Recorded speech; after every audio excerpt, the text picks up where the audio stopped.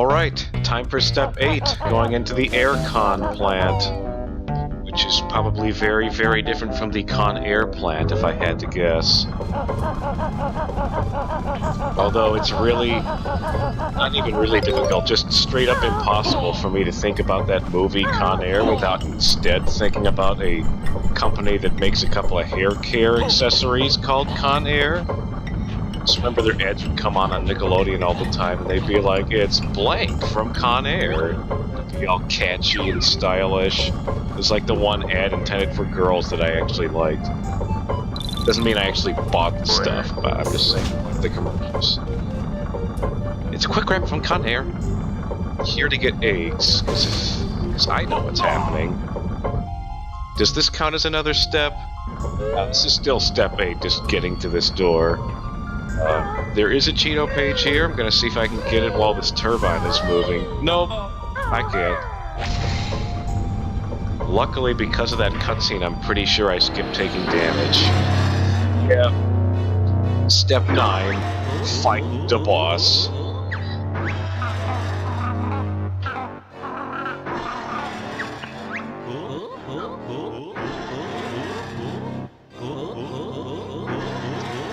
I love just how ominous the scraping metal against the ground is before this awesome boss fight.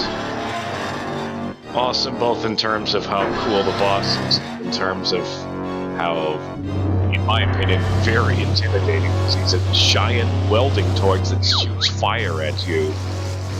And he's got a cool voice too. The only real problem is he needs glasses.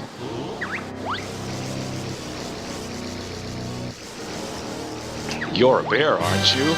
Nope, it's not. He is pretty slow, though. Time to turn up the power dial, I think. These go to 11.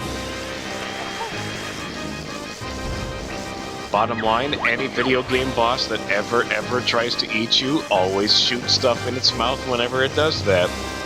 Happens with Andross and Star Fox 64, happens here, and I'm pretty sure there's some other examples of that somewhere I'm not thinking of right now. It says nuts and bolts, but there's no way that that's a reference to Banjo-Kazooie Nuts and Bolts. That game came out 8 years after this. It is possible that Microsoft, that Rare kind of knew that the buyout was coming from Microsoft, because it happened about 2 years after this. There's no way they would have predicted Banjo-Kazooie Nuts and Bolts being 2,000 generations later, especially considering all the things it went through. It started as Banjo 3, it became like Banjo-Kazooie, which was some weird game, and Nuts and Bolts actually wasn't even originally vehicle-based to begin with. Basically, they just took Banjo-Tooie and they were like, well, when we made Banjo-Tooie, we made the worlds bigger. We should do that again and make the worlds bigger. And the worlds got so massive that they're like, oh, yeah, it's gonna take forever to get through this. Gotta have vehicles or something. I'm looking for a present for my So yeah, that's some little insights into some bolts. Easy way to make a boss more difficult, have him affect the brain in some way. But if you know the pattern and know what you're doing, this boss isn't intimidating, despite the fact that I am taking a lot of damage. I like how the first time he drops, he goes all, "Whooray!" And then, "Don't make me chase you." Exactly what he's doing now. Can I get this honeycomb? It's on some damaging you stuff. Oh wow, that was nicely timed. Doesn't matter if I take damage while shooting the egg, because we're done here.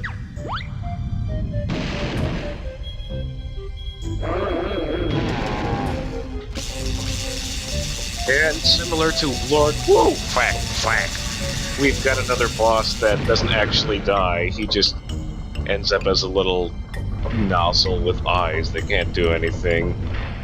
Not sure who's in the worst situation, a fish that's upside down in the dark, or this guy. I guess eventually an employee of Grunty Industries will come down here and find him. I hope. I mean, this factory is clearly functional with all the machines that are on and running and all the employees that are here, despite the fact that you never actually see anything getting made or shipped out. Yeah, see, he's not even mortally injured, he's just quite badly injured.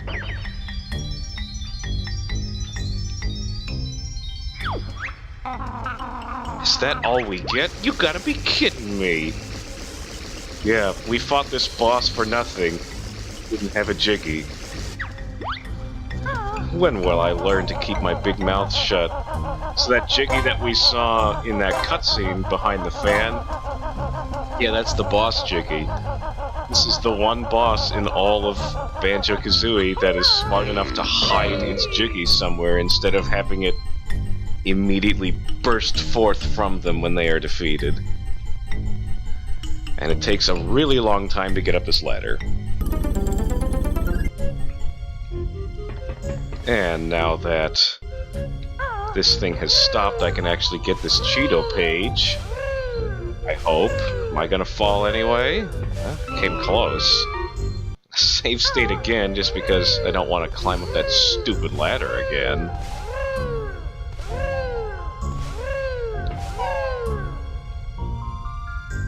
I was watching a speedrun of this game earlier this afternoon, and as it turns out, I guess, based on their findings, the unequivocally fastest way to get through to travel in this game is obviously talon trotting, but you need to be jumping, specifically jumping constantly while talon trotting.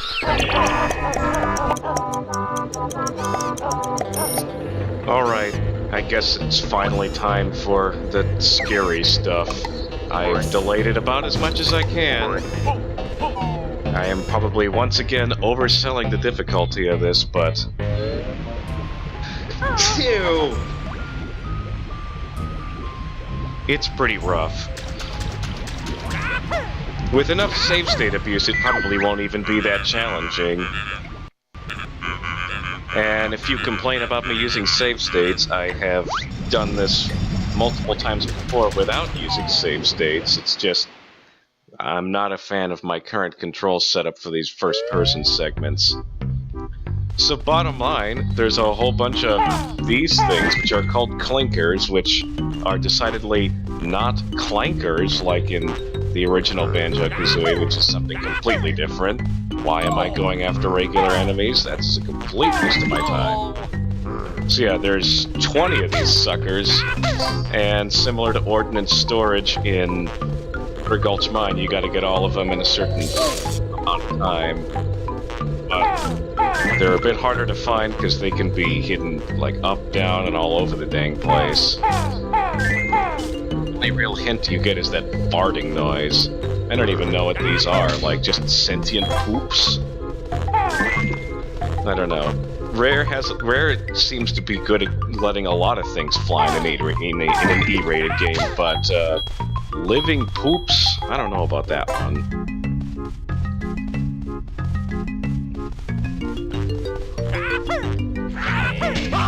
Music at least kind of matches the tone of this area well. I would sing along to it, but apparently I've only just now discovered, when doing my audio test for this segment. Crap. Oh, that's fine.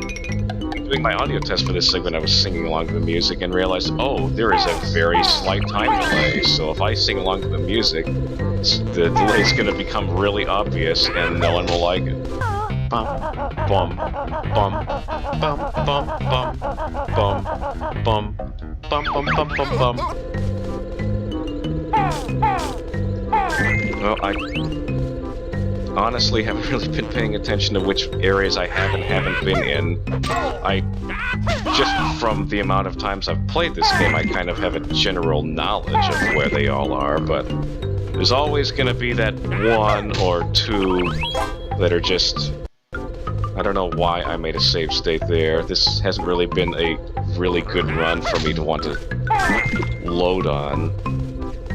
But I think I'm also kind of starting to think, you know, with 80 seconds, only 5 things left to find, I'm gonna do this in one go. Of course, now that I've said that before it actually happens, it's not gonna happen. Right, I very clearly heard farting, and I think it's this way. Oh, I guess I was wrong. So much for that first try, huh? It's the worst, is when you hear farting and you can't find the source of the farting. Oh, there it is. That one's really difficult to get to just because it's tucked away in this little room, and going into that room is the only way to get to it. Alright, so I am listening for farting, and when I find the farting, I will die. Once you run out of time, you actually don't lose immediately. Instead, the whole room just becomes full of toxic gas and you can't breathe. So I have actually had a situation where I had like one left and managed to find the last one before I died from, you know, not being able to breathe. But as you can see, we are out of time. Do I want to start over again, or do I want to reload a save state? Hey, I heard farting. Oh, that one's pretty obvious, actually. I'm kind of surprised I missed that one. Oh my gosh, can I do this before I run out of health? There's only one left, and I think it's in this area. Alright. Hooray! First try! And I got to show off the whole you can run out of time and still win mechanic, so hey, a win's a win. Now we'll find out how long it takes to get me out of this maze-like area.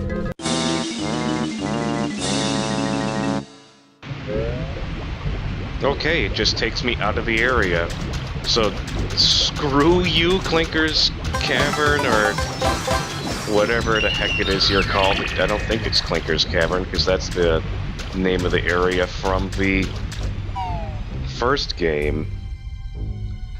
But yeah, that ought to do it for Grunty Industries. I know I'm leaving behind one Jinjo and one Cheeto page. I'll be getting those when I come back here later. But I guess before I go, why not do something really, really dumb?